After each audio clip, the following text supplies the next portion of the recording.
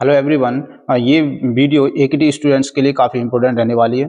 इसमें specially first year बच्चों के लिए जो फर्स्ट टाइम एग्जाम देंगे, ठीक है। इसमें मैं बताऊंगा आपको कि किस प्रकार से अपनी क्वेश्चंस आंसर्स को फॉर्मेट करें, ठीक है, जिससे कि ज़्यादा से ज़्यादा मार्क्स गेन कर सकें और आपके कोई भी मार्क्स डिडक्ट ना हो, ठीक है। सबसे पहले आपके पास क्वेश्चन पेपर आएगा, ठीक है। क्वेश्चन पेपर आया, आप उसको 5 to 10 मिनट अच्छे से क्या कीजिए, रीड कीजिए, पढ़िए। जो क्वेश्चन आपको सबसे अच्छा आता है पहले उसको अटेम्प्ट कीजिए, फिर जो क्वेश्चन कम आता है उसको देन अटेम्प्ट करेंगे, तो इसी सीक्वेंस में हम क्वेश्चन अटेम्प्ट करते जाएंगे, ठीक है।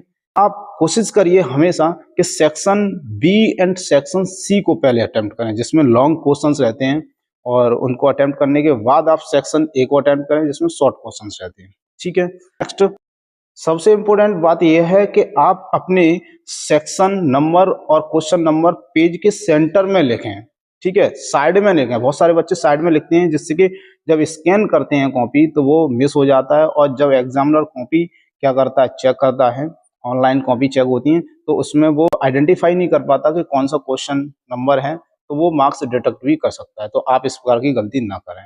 और बहुत सारे बच्चे ये भी गलती करते हैं कि प्रॉपर क्वेश्चन नंबर और सेक्शन नंबर नहीं डालते हैं, ठीक है। तो सेक्शन नंबर और क्वेश्चन नंबर प्रॉपर मेंशन करें, फिर उसको आंसर फॉर्मेट करें। ध्यान देने वाली बात है कि क्वेश्चन जब भी आप अटेम्प्ट करें तो आप हेडिंग्स कुछ लिखेंगे और या क्वेश्चंस लिखेंगे तो ब्लैक पेन यूज करें, और आंसर को लिखने के लिए ब्लू पेन का यूज करें।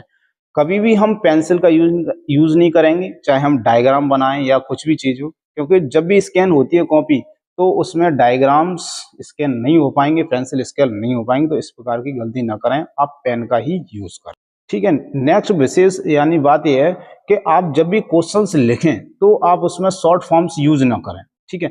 /W लिख देते हैं तो शॉर्ट फॉर्म यूज करें, ठीक है। और और जब भी आप अपने क्वेश्चन सॉल्व करें तो उसमें ज्यादा से ज्यादा डायग्राम बनाने की कोशिश करें, ठीक है। आप अपने आंसर में डायग्राम बनाएंगे तो बहुत ज्यादा अच्छा इंप्रेशन जाएगा एग्जामिनर के लिए, ठीक है। और जब भी आप न्यूमेरिकल सॉल्व करें, जब न्यूमेरिकल सॉल्व करेंगे तो step by step numerical solve करें। जैसे आपने जो भी क्वेश्चन में गिवन है वो लिखें, ठीक है, और उसमें क्या पूछा गया है वो लिखें, देन सॉल्व करें और अपने आंसर को हाईलाइट करें, और अगर उसमें यूनिट भी हो सकती है आंसर की तो यूनिट अवश्य मेंशन करें, ठीक है। और जैसे फॉर एग्जांपल आप कोई डिफरेंस वाला क्वेश्चन अटेम्प्ट करें तो टेबल के फॉर्मेट में अवश्य लिखें। और सबसे आवश्यक सूचना कि आप किसी के बहकावे में आकर के अपनी कॉपी में अपना नाम, roll number, mobile number, address या किसी भी विशेष प्रकार का सिंबल ना बनाएं, ठीक है। अगर एक बार आप यूएफएमटी कैटेगरी में आते हैं तो आपकी ईयर बैक भी लग सकती है, ठीक है। आई होप आप सभी को ये इन्फॉर्मेशन अच्छी लगी होगी। तो आप सभी अच्छे से एग्जाम दें। आपके एग्जाम के लिए best of luck for your exam. Thank you.